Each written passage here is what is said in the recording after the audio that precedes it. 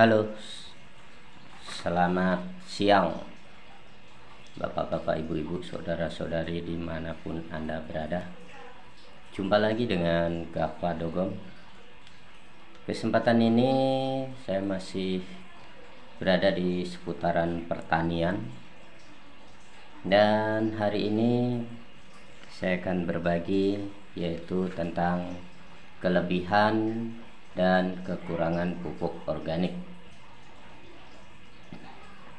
Saya rasa Bapak Ibu, saudara-saudari semuanya yang bergelut di bidang pertanian pasti sudah tahu ya yang namanya pupuk organik.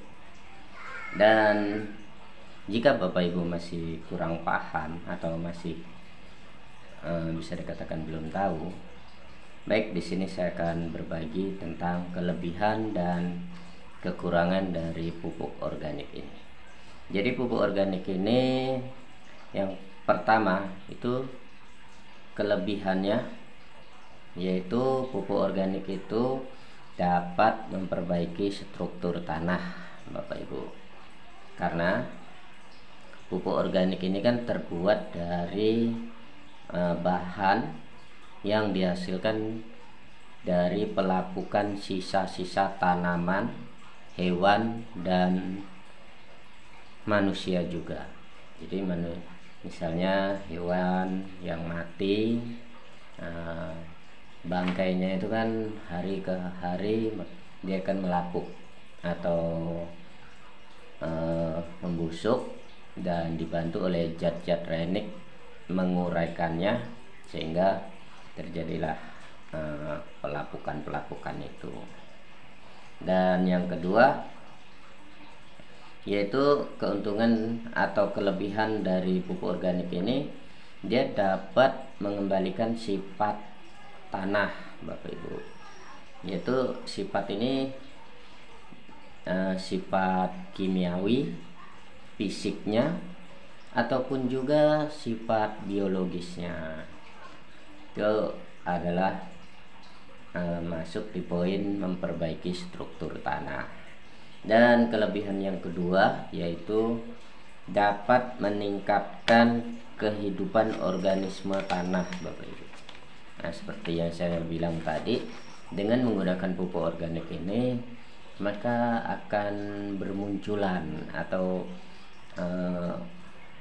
kita dapat jumpai kehidupan jasad renik atau mikroorganisme yang ada di tanah itu semakin banyak, sehingga dengan adanya mikroorganisme ini atau kehidupan organisme ini, maka tanah itu akan menjadi baik. Misalnya di air rasa itu ya Bapak Ibu, di apa ya namanya, air rasa itu pertukaran udara di dalam tanah atau perputaran udara di dalam tanah, Bapak Ibu. Makanya dibilang air rasa. Dan juga adanya drainase. Kalau drainase itu dia daya serap tanah terhadap air itu bagus.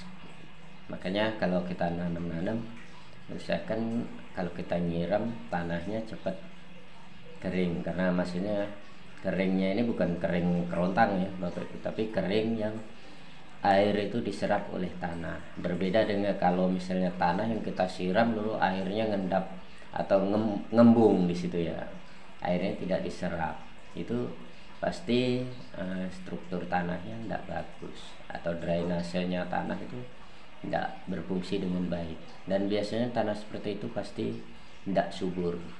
Makanya langkah yang perlu kita lakukan adalah menggunakan pupuk organik, Bapak Ibu. Dan keuntungan atau kelebihan yang ketiga yaitu dari pupuk organik ini terletak di harganya. Harganya itu murah.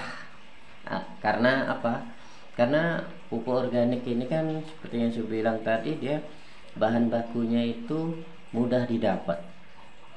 Misalnya pupuk organik ini bisa dibuat dari sisa limbah-limbah peternakan perkebunan, pertanian, dan limbah-limbah lain-lainnya.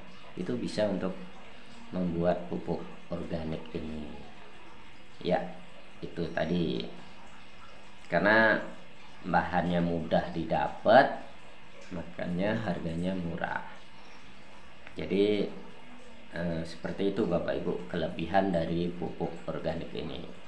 Jadi kalau kita punya kelebihan, pasti ada juga yang namanya kekurangannya.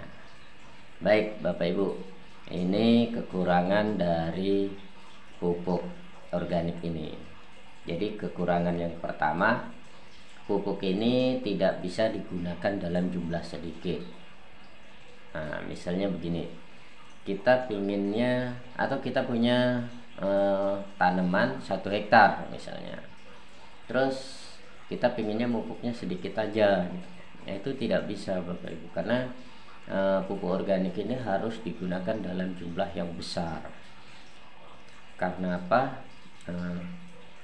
Karena di dalam pupuk ini itu kandungan haranya sedikit Bapak Ibu, berbeda dengan pupuk-pupuk kimia yang lainnya. Kalau misalnya pupuk kimia itu dia kandungannya udah ditentukan, misalnya KCl atau KCl kandungannya misalnya 25 per 100 gramnya gitu. Dan urea misalnya 45% dari 100 kilonya atau 100 kilogramnya. Berbeda dengan pupuk organik ini Bapak Ibu. Karena pupuk organik ini tidak bisa ditentukan seperti pupuk kimia itu. Makanya di sini kita harus menggunakannya dalam jumlah yang besar.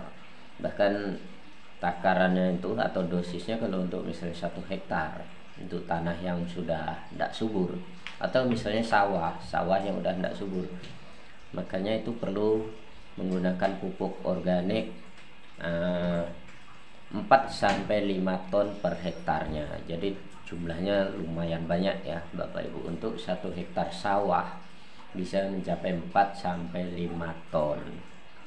Dan kekurangan selanjutnya yaitu daya serap ke tanah dan tanaman itu lama. Makanya pupuk organik ini tidak bisa digunakan secara dadakan Bapak Ibu. Banyak petani menggunakan pupuk organik ini sebagai pupuk dasar. Biasanya 2 minggu sebelum tanam itu pupuknya ini udah ditabur. Jadi 2 minggu ditanemin, nanti pas tanamannya hidup dia bisa langsung menikmatin dari hara yang disediakan dari pupuk organik ini. Tapi kalau misalnya kita tanaman ini udah memerlukan unsur hara dan kita gunakan pupuk organik ini, maka tanamannya keburu mati Bapak Ibu. Karena seperti yang saya bilang, pupuk organik itu tidak bisa langsung digunakan, karena seperti yang saya bilang, karena daya serap tanah dan tanaman itu lama. Oke, bagaimana Bapak Ibu, saudara-saudari yang bergelut di bidang pertanian, apakah pas atau jelas dan paham tentang kekurangan dan kelebihan pupuk organik ini? Oke, semoga bermanfaat untuk Bapak Ibu dan sukses untuk usaha pertaniannya, dan kiranya dengan sedikit pengetahuan saya bagikan hari ini dapat membuat Bapak Ibu tepat dalam memilih pupuk. Oke, selamat siang, salam sejahtera untuk kita semua.